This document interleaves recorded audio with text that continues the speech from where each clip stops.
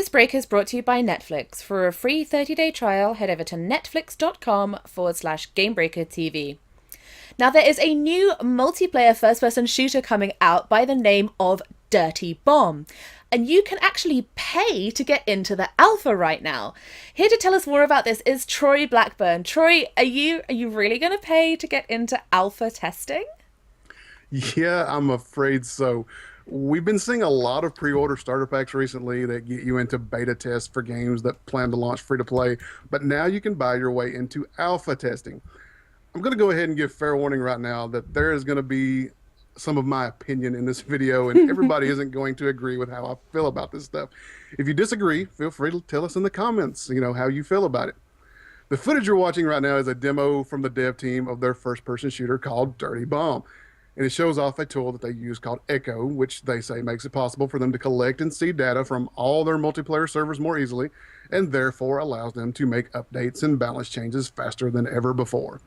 They say that this is one of the reasons they can allow folks to buy their way into alpha testing.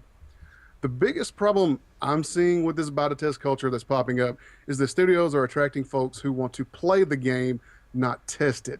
And these types of players spend a lot of time in general chat and on the forums complaining about broken features instead of reporting them and helping to identify the cause.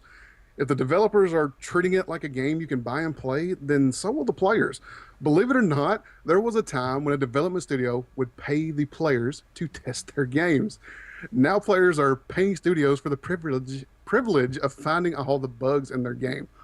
My favorite quote about all of this comes from Phil Savage, who wrote an article about the game over on PC Gamer.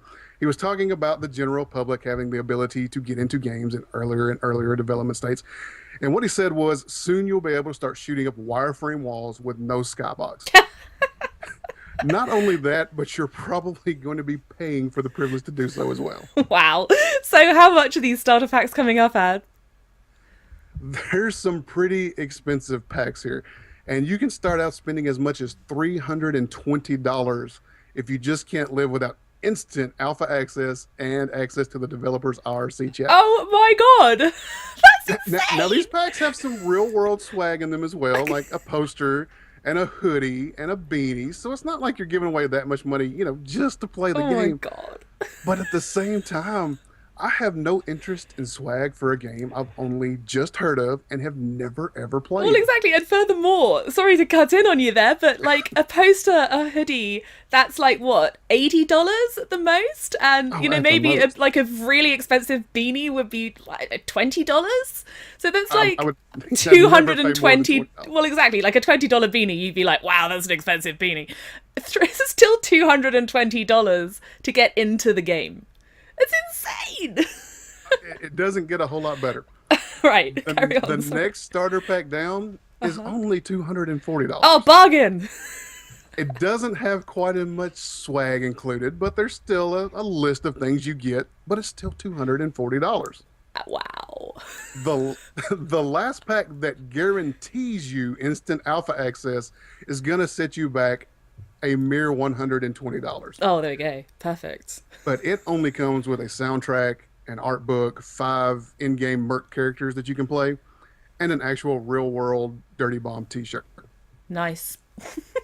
For those of us on a real budget, for $60 you can get 3 mercs to play, and $30 will get you only 1 merc character to play. No real-world swag, no other bonuses. Take note that the 2 cheaper packs there are not going to guarantee you instant access to alpha testing.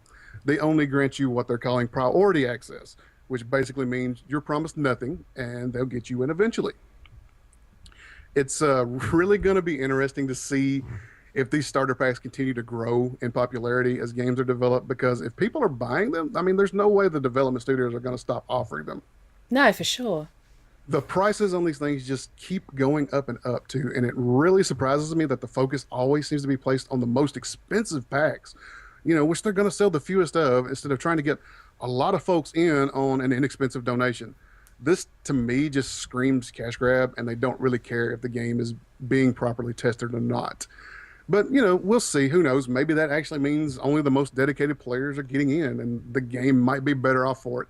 I'm more than willing to be proven wrong on this Yeah, point. yeah, of course. I mean, this is all just like this is Troy and my opinion that it's kind of surprising what we're seeing here. So don't take this as like a sort of factual report. It is pure opinion, but oh wow, that is a heck of a lot of money to get into an alpha. My goodness me. Well, thank you